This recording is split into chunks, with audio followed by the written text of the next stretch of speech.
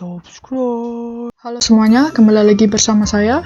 Oke, kali ini kita akan membahas mengenai permasalahan dari lanjutan yang kemarin ya.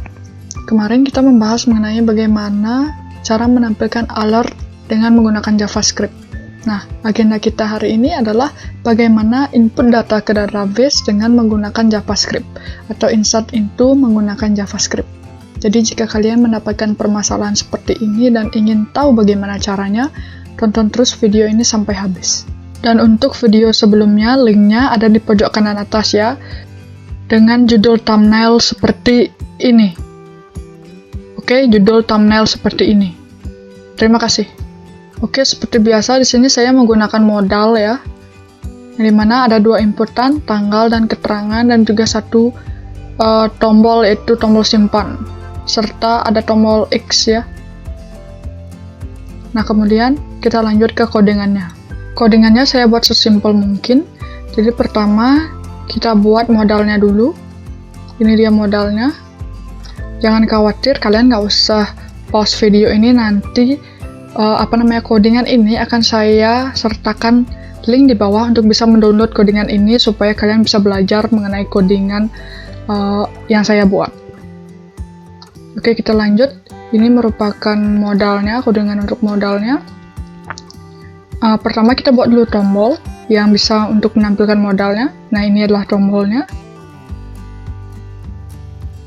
Tombol tambah data. Kemudian lanjut kita buat ke modalnya.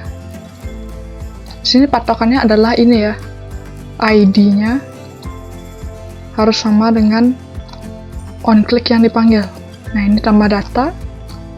Nah, ini ID-nya adalah tambah data. Nah, jika itu sudah benar, maka modalnya pasti akan mau keluar. Terus yang kedua adalah ingat buat inputannya. Di sini saya cuma menggunakan dua inputan ya. Tanggal dengan tipe date dan keterangan dengan text area. Kemudian selanjutnya kita buat satu button dengan onClick tambah data input.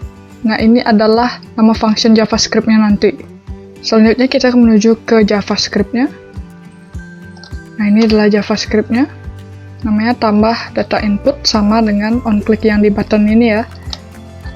Kemudian kita var apa yang ingin kita simpan ke database. Karena saya ingin menyimpan semuanya, tanggal dan keterangan.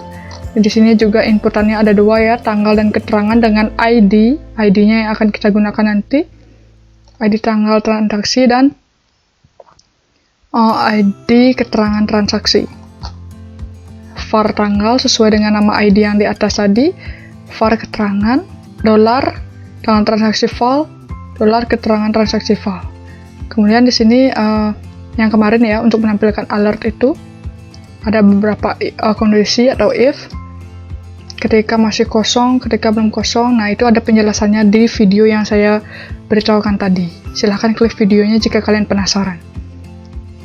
Kemudian untuk else terakhirnya, yaitu ketika dia tanggal transaksi dan keterangan tidak sama dengan nol atau terisi semuanya, maka dia akan menuju ke base URL. Tabel deskripsi ini adalah nama controllernya dan input data ini adalah nama function di controllernya. Kemudian data yang akan kita oper adalah transaksi dan keterangan.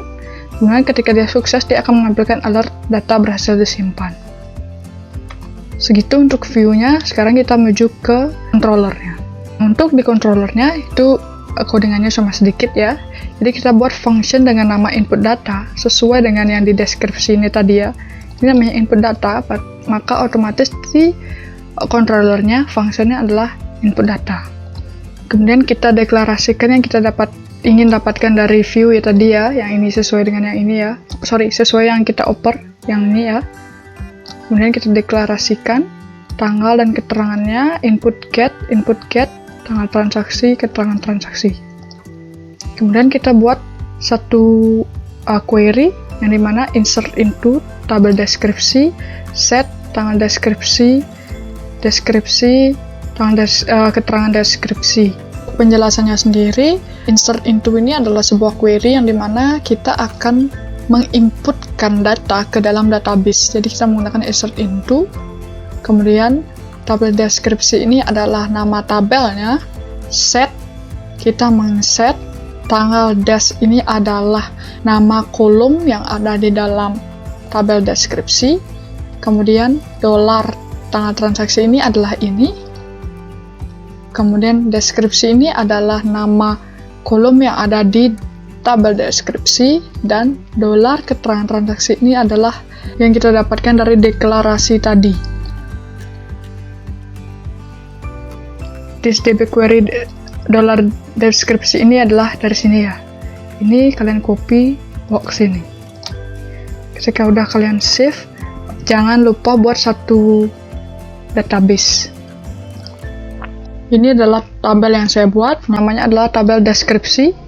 Ada 3 kolom, yaitu ID deskripsi dengan tipe data integer dan auto increment ya. Jadi kita nggak perlu menentukan ID-nya lagi karena dia akan terisi secara otomatis. Kemudian tanggal deskripsi dengan tipe data date, dan deskripsi saya buat varchar 500. Kenapa nggak teks? Karena saya supaya memori database-nya itu tidak terlalu full, makanya saya tentukan dia varchar dengan length 500 seperti itu. Setelah melakukan ketiga hal itu, sekarang kita lanjut ke kalian save dulu. Nah ya, refresh dia muncul, kita inputkan tanggal, inputkan keterangan,